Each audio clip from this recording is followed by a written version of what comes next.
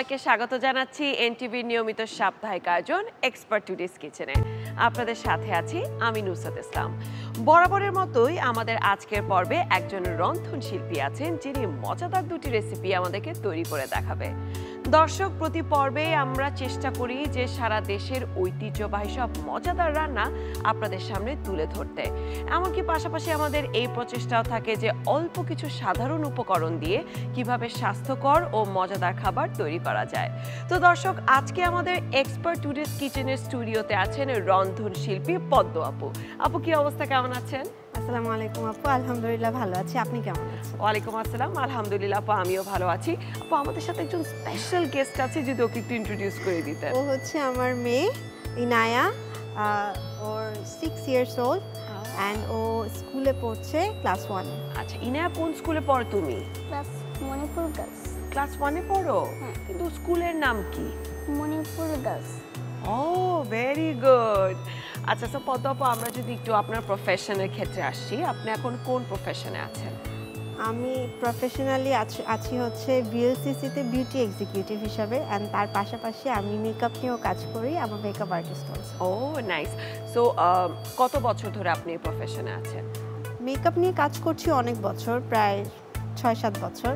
এটা আসলে আমার প্যাশন থেকে ক্রিয়েট হওয়া, যে মানে শখ থাকে না মানুষের সাজুগুজু, আসলে সব মেয়েদেরই কিন্তু একটা ইচ্ছা থাকে যে আমি একটু সাজুগুজু করতে পছন্দ করি। ওই ইচ্ছা থেকে এটা আমার প্যাশন, অ্যান্ড প্যাশন থেকে almost half of a career, not full but half of a career, যে আমি মেকআপ নিয়ে কাজ করতে ইন্ডাস্ট্রিতে পছন্দ করি। নিজেও মেকআপটা শিখাচ্ছি, অ্যান্ড আমার মানে মেকআপ নিয়ে কাজ করতেই ভালো লাগে। অ্যান্ড এইটার থ্রুতেই আমি লাকিলি ভিএলসিসির বিউটি এক্সিকিউটিভ হিসাবে আছি।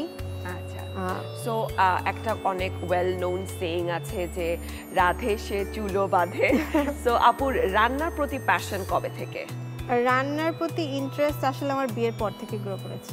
আচ্ছা, মানে বিয়ের আগে কখনোই বিয়ের আগে রান্না বলতে না, ওইটা না। রান্না হচ্ছে যে আমার টুকটাক খেতে ইচ্ছে করতো, আমি হালকা পাতলা একটু নুডলস করলাম, একটু স্যুপ করলাম, যেটা হয় মার কাছে থাকলে, যেটা মাই সব করে দিচ্ছে, ঠিক আছে তোমার করা লাগবে না, আমি করে দিচ্ছি।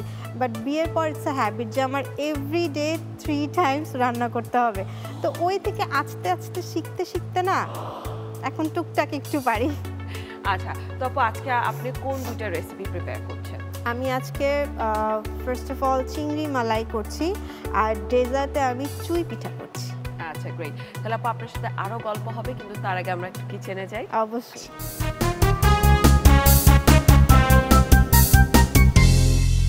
পদ্ম আপু, প্রথমে আপনি কোন ডিশটা প্রিপেয়ার করছেন? আমি আজকে ফার্স্টে চিংড়ি মালাইকারিটা ক্রিয়েট করব। আচ্ছা, প্রিয় দর্শক, চিংড়ি মালাইকারি তৈরি করতে কি কি উপকরণ লাগছে চলুন দেখে আসি।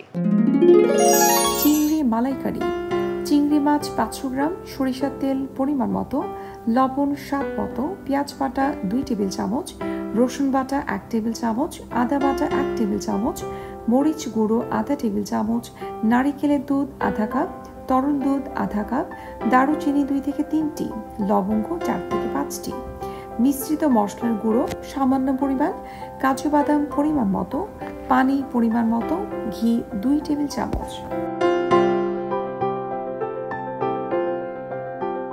দেখে নিলেন উপকরণগুলো, এখন আমরা মূল রান্নায় চলে যাচ্ছি। আপু, তাহলে আমরা শুরু করি। ফার্স্টে আমি প্যানটা একটু হিট করে নিলাম, এরপর আমি এটাতে সরিষার তেল দিচ্ছি 4 টেবিল চামচ। আচ্ছা,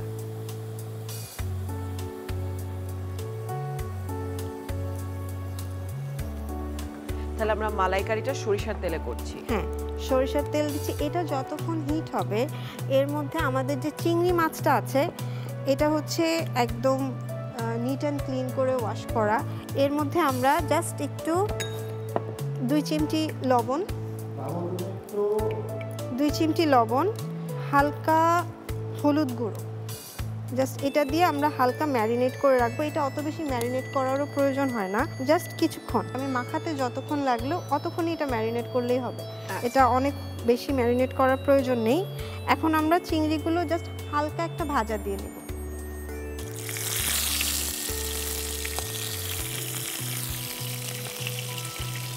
আমি এখানে 6টা চিংড়ি মাছ নিয়েছি।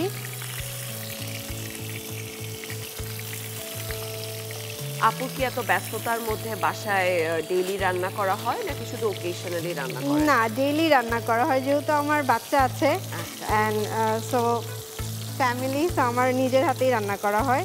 আর চিংড়ি মাছগুলো আমরা খুব বেশি ভাজবো না, জাস্ট সিম্পলি একটু একটা ভাজা দিয়ে নিব 1-2 সেকেন্ড। এমনি ইনায়ের জন্য কি কোনো আলাদা স্পেশাল ডিশ করা হয় নাকি রেগুলার বেসিসে যেটা রান্না করেন সেটাই না? ও রেগুলার বেসিসে আমরা যেটা খাই ও ওইটাই আমাদের সাথে খেতে পছন্দ করে, বাট ওর কিছু কিছু ফেভারিট ডিশ আছে আমার হাতের। ও পুডিং খেতে খুব পছন্দ করে, তারপর চকলেট কেক খেতে খুব পছন্দ করে, পিৎজা খেতে খুব পছন্দ করে। সো আপনি এগুলো সব হাতে বানিয়ে হ্যাঁ, দেন? আমি ট্রাই মানে বাসায় বানান? হ্যাঁ, বাসায় বানাই। আমি ট্রাই করি ওকে একটু বাসায় দেওয়ার।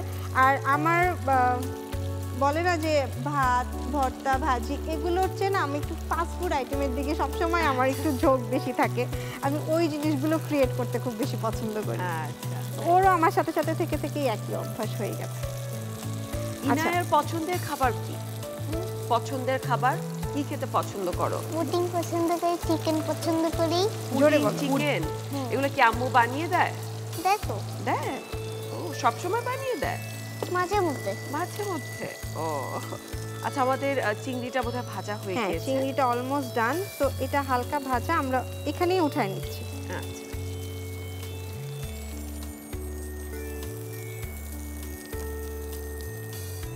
ওকে, ডান।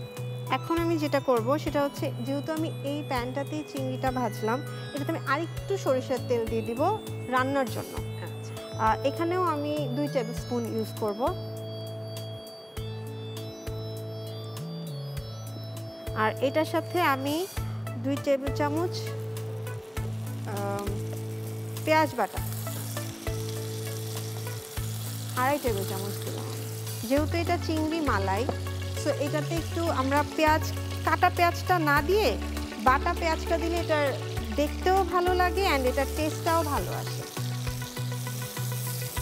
এই যে চিংড়ি মালাইকারির যে রেসিপিটা, এটা কি কারো থেকে নেওয়া নাকি নিজস্ব কিছু অ্যাডিশনস আছে? আমার বাসায় না আমি একমাত্র মানুষ ছিলাম যে রান্না সবচেয়ে কম পারি। আচ্ছা। আমার মায়ের হাতের রান্না মাশাআল্লাহ খুবই মজা। আমার বোন খুব ভালো রান্না করেন অ্যান্ড আমার শাশুড়ি, ওনার হাতের রান্না খুব মজা। তো তাদের মধ্যে আসলে আমি কিছুই না, কিন্তু তাদের থেকে দেখতে দেখতে বলে না যে 10 বছরের সংসার, দেখতে দেখতেও তো মানুষ অনেক কিছু শিখে। আমার ওরকমটাই আসলে। আচ্ছা, এখানে আমি পেঁয়াজ বাটা দিয়ে দিলাম। পেঁয়াজ বাটার পরে আমি আদা রসুনের যে পেস্টটা, 1 টেবিল স্পুন রসুন বাটা, আর তার সাথে 1/2 টেবিল স্পুন আদা বাটা দিচ্ছি, কারণ চিংড়ি মাছে না আদা বাটা অত বেশি দরকার হয় না।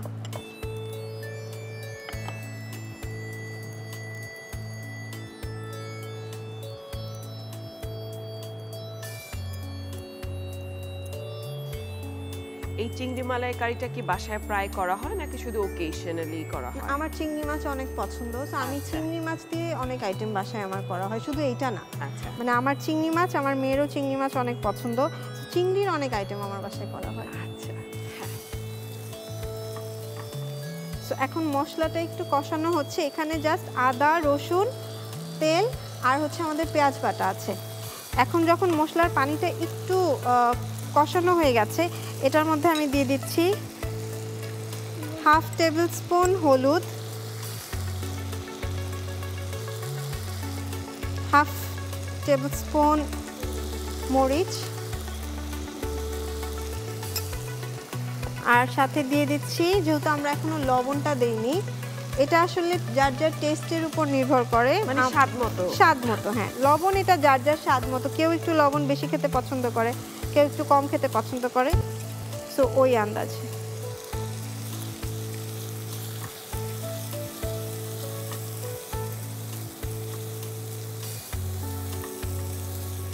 ইনায়া, গান, নাচ, কবিতা কোনটা ভালো লাগে? কবিতা ভালো লাগে। তাহলে আমরা একটা কবিতা আবৃত্তি শুনি। আচ্ছা, ওকে, স্টার্ট। আতার কাছে তোতা পাখি, ডালিম গাছে মোর, এত ডাকি তবু কোথাও কও না কেন পো। ওয়াও, তো এই ছড়াটা তোমাকে কে শিখিয়েছে? আমার মিস শিখায়। তোমার মিস শেখায়? ও, স্কুলে কি ইনায়া দুষ্টামি করে? না তো। না তো, বাসায় দুষ্টামি করে না? একদমই দুষ্টামি করে না। ইনা ইজ আ গুড গার্ল। আসলে তোমার নাম কি? আমার নাম নুসরাত। আচ্ছা, এখন আমরা আমাদের মশলাটা কষানো হয়ে গেছে, এটার মধ্যে আমি ফার্স্ট অফ অল নারকেলের দুধ দিচ্ছি। আচ্ছা, যেহেতু চিংড়ি মালাইতে সাধারণত আমরা নারকেলের নারকেলের, দুধটা হ্যাঁ। ইউজ করলে এটার টেস্টটা খুব ভালো আসে। আচ্ছা। সো আমি এখানে হাফ কাপের মতো নারকেলের দুধ ব্যবহার করছি।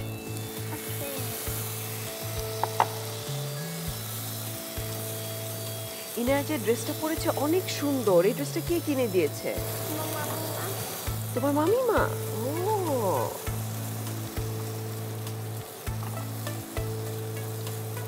আচ্ছা, এইটা খুব বেশি আমাদের কষানোর প্রয়োজন নেই। এটার সাথে সাথে আমি যেটা করব সেটা হচ্ছে আমি এখন এটার মধ্যে চিংড়ি মাছগুলো দিয়ে দিব। আজকে দিও মা। আস্তে দিতে বলেছি কিন্তু। হ্যাঁ, ওই যে তেল ছিটে যাচ্ছে যে এর জন্য আস্তে দিতে বলছি। ইনায়া, আম্মু যখন রান্না করে তুমি কি আম্মুকে হেল্প করো? ওকে, কিছু না কোথায় জানিয়ে রাখে। কিছু না কিছু কোথায় রাখে না? ভুলে যায় আম্মু? না, ও, আমি প্রতিদিন হেল্প করি। প্রতিদিনই হেল্প করো? গুড আচ্ছা, গার্ল। এটাতে এখন হচ্ছে চিংড়িটা দিয়ে দেওয়ার পর আমরা চিংড়িটাকে 5 মিনিট এই মশলাটার সাথে কষাবো। আচ্ছা। আপু, এই যে আপনার যে মেকআপের প্রতি প্যাশন কিংবা কাজ করছেন, পাশাপাশি বিএলসিসিতেও কাজ করছেন, তো কে আসলে আপনাকে সবচেয়ে বেশি সাপোর্ট করে কিংবা মোটিভেট করে আপনার এই প্রফেশনের পিছে? সব সময় ছোটবেলা থেকে আমাকে সবচেয়ে বেশি মোটিভেট করে হচ্ছে আমার বাবা। আমার যে কোনো কাজে, অবশ্যই সেটা ভালো, যে কোনো কাজেই দেখা যায় যে আমার বাবার সাপোর্টটা আমি খুব বেশি পাই। হ্যাঁ, তুমি পারবে, মানে সেটা যেটাই হোক, ডেফিনেটলি ভালো কিছুই। তো আমার বাবা সবসময় আমাকে খুব মোটিভেট করে, অ্যান্ড আলহামদুলিল্লাহ বিয়ের পর আমার হাজব্যান্ড করে। আচ্ছা, ওর মোটিভেশনটাও অনেক, মানে এটা মাচ নিডেড আসলে।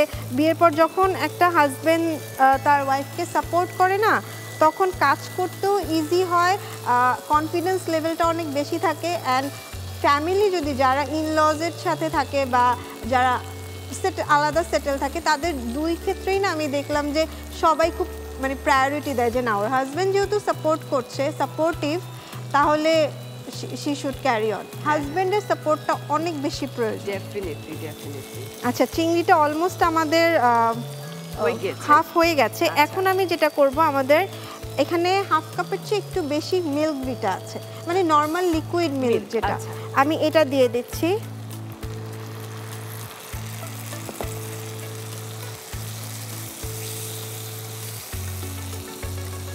সাথে আমি কয়েকটা মশলা দিয়ে দিব, যেমন দারচিনি, 2-3টা দারচিনি, লং।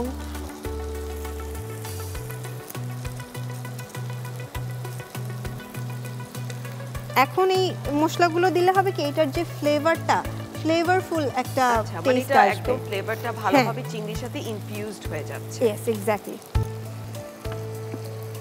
ইনায়া, কে তোমাকে বেশি আদর করে, আম্মু না আব্বু? আম্মু। আচ্ছা, আম্মু দাঁড়িয়ে আছে সামনে, এর জন্য আম্মুর নাম নিলে? হ্যাঁ। আচ্ছা। এটার সাথে আমরা এখন দিয়ে দিচ্ছি, এখানে অনেকগুলো মশলার মিশ্রণ। আসলে এটা হচ্ছে একটা পাঁচমিশালি মশলা। সো এইটা আমরা একটু অল্প হালকা পিঞ্চ স্পুন বলা যায়। আর সাথে আমি এখানে কাজু বাদাম আছে, এটা টেস্টের জন্যই দেওয়া হয় বেসিক্যালি। যদি কেউ না দিতে চায় কোনো প্রবলেম নেই, এটা টেস্ট যেটা মালাইকারি সেটাই আসবে। It's just for extra flavour and extra test. সেটার জন্য আমি একটু কাজু ইউজ করব। এখন কাজুটা দিয়ে দিলে কাজুটা সেদ্ধ হয়ে যাবে, মানে সফট হয়ে যাবে। আর নামানোর আগে দিলে কাজুটা শক্ত থাকে। মানে অনেকে থাকে শুধু গার্নিশের পারপাসে কাজু বাদাম ইউজ করে। না, গার্নিশের জন্য অনেকে দেয়, বাট একটু আগে দিলে হয় কি ওটা সফট হয়, এটা খেতেও ভালো লাগে। রাইট।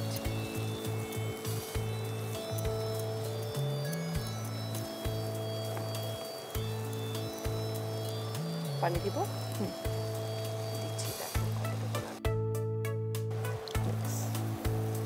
এটা হতে যতক্ষণ লাগে।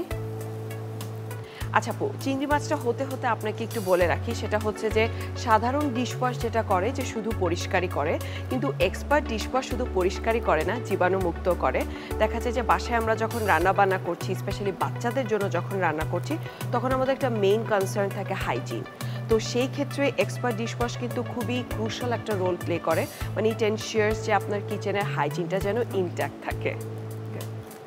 আচ্ছা আপু, আর কতক্ষণ লাগতে পারে চিংড়ি মাছটা হতে? এইটা জাস্ট চিংড়ি মাছটা হতে 5 to 6 মিনিটসের মতো লাগবে। আচ্ছা, চিংড়ি মাছ রান্না করা হচ্ছে সবচেয়ে ইজি, কারণ এটা মানে রান্না হতে খুব অল্প সময় লাগে।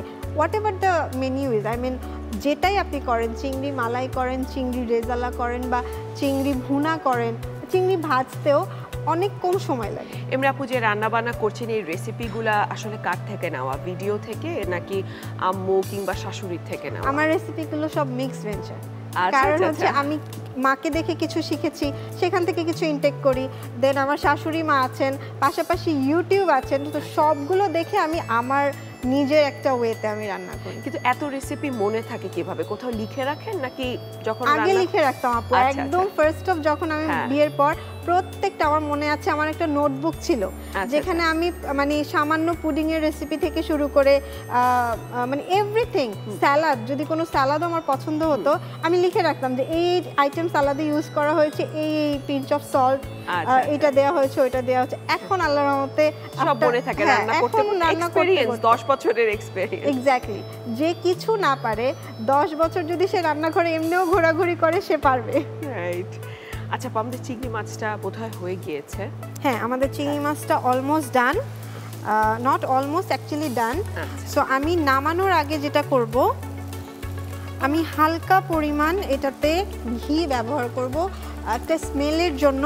ঘি আসলে স্মেলটাও খুব সুন্দর দেয়, তার পাশাপাশি ফ্লেভারও আসে, টেস্টটাও খুব ভালো হয়। খুব বেশি না, হালকা একটু ইউজ করব আমরা। 2 টেবিল স্পুনের মতো ইউজ করেছি আমি। অ্যান্ড অলরেডি একটা স্মেল আমি পাচ্ছি, আপনি পাচ্ছেন কি I don't know, but already একটা স্মেল আসছে। সো আমাদের চিংড়িটা ডান, আমরা এখন এটা সার্ভ করব। আমরা স্মেল পাচ্ছি। কি হয়েছে? আমি স্মেল পাই। তুমি স্মেল পাচ্ছো? স্মেলটা ভালো লাগছে? She is very super excited to come and cook here. আমরা অফ করে দিলাম চুলোটা। তাহলে আমরা এটা সার্ভিং ডিশে নিয়ে এখন আমরা যেটা করব, আমরা সার্ভ করব। আচ্ছা,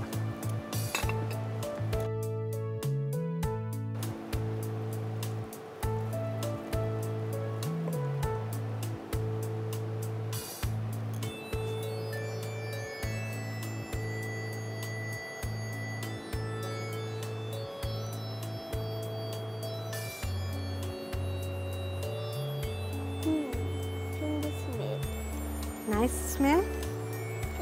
আমার মেয়েও বলছে খুব সুন্দর স্মেল। এরকম স্মেল আমাকে গন্ধটা দেখুন। আর গার্নিশের জন্য ওই যে কাজু বাদামটা যেটা আমরা ইউজ করছিলাম, ওইটা জাস্ট গার্নিশের জন্য আমি আরেকটু দিয়ে দিব। তার পাশাপাশি একটু জিরা গুঁড়ো,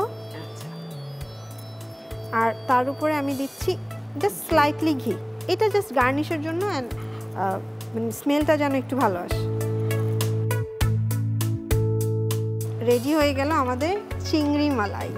আপু, আপনাকে অসংখ্য ধন্যবাদ এত মজাদার একটা ডিশ তৈরি করে দেখানোর থ্যাংক ইউ জন্য। So much. দর্শক দেখছিলেন চিংড়ি মালাইকারি কিভাবে তৈরি করতে হয়। আপনাদের সুবিধার্থে প্রস্তুত প্রণালীটি আরেকবার দেখে নেওয়া যাক।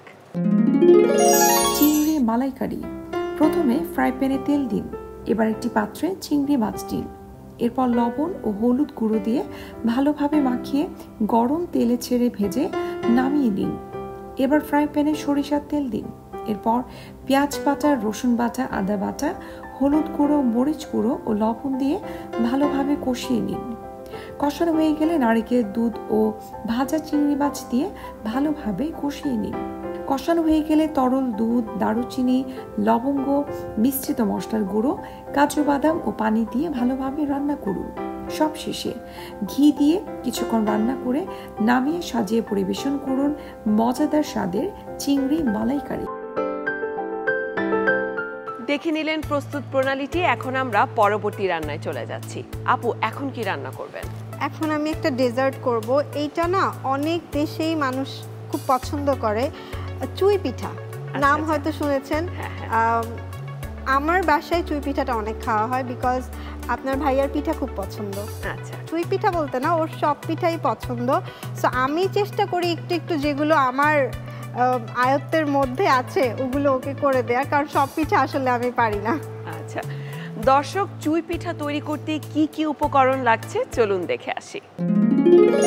চুই পিঠা, তরল দুধ আধা লিটার, চুই পিঠা 1 কাপ, চিনি আধা কাপ। আপু তাহলে আমরা এখন চুই পিঠাটা রান্না করা শুরু করি। চুই পিঠাটা হচ্ছে একটা বরিশালের রেসিপি। এটা অনেকেই মানে আমি শুনেছি যে বরিশালের মানুষ চুই পিঠা অনেক পছন্দ করে। ওইটা নাকি ওখানেই বেশি বানানো হয়। তো যেহেতু বরিশালের বউ, টুকটাক একটু তো আমার জানতেই হবে। আচ্ছা আচ্ছা, তাহলে কি এই রেসিপিটা শাশুড়ির থেকে দেখা? আমার অলমোস্ট ওনাদের কাছ থেকেই ইনটেক করা সবকিছু। আচ্ছা আচ্ছা এটার জন্য আমি 1/2 লিটার মিল্ক নিয়ে নিচ্ছি। আচ্ছা, মিল্কটা আমরা প্যানে দিয়ে দিব। হ্যাঁ, প্রথমে মিল্কটা আমরা প্যানে দিয়ে দিব। এটা অনেক ইজি একটা রেসিপি আসলে। হালকা একটু কুমকুম গরম হলে দেন দুধটার ভিতরে আমরা চুই পিঠাটা দিয়ে দিব। আচ্ছা চুই পিঠার পরিমাণ সেদ্ধ হওয়ার পর সবসময় একটু বেড়ে যায়। সো এখানে প্রায় অলমোস্ট 2 কাপসের মতো আছে, বাট আমি 1 কাপের মতো ইউজ করব। আচ্ছা হালকা গরম হয়ে যাওয়ার পর আমরা চুই পিঠাটা দিয়ে দিচ্ছি। চুই পিঠাটা যখন সেদ্ধ হবে না তখন এটা আরও ঘন লাগবে, আর চুই পিঠা তো ফুটে ওঠে। সো তখন এখন যে পরিমাণটা দেখাচ্ছে তার ডাবল হয়ে যাবে। হালকা জালে এটা জাস্ট আমাদের বয়েল করতে হবে। এখন আমি যেটা করব, আমি এখানে 1/2 কাপ চিনি আছে। চিনিটাও আমি বলবো যে টেস্টের উপর নির্ভর করে। অনেকে একটু মিষ্টি বেশি খায়, আবার অনেকে একটু মিষ্টিটা কম খেতে চায়, মানে স্বাদ মতো। হ্যাঁ, এটা স্বাদ মতো। সো আমি এখানে 1 কাপ আছে, আমি 1/2 কাপের মতো দিব।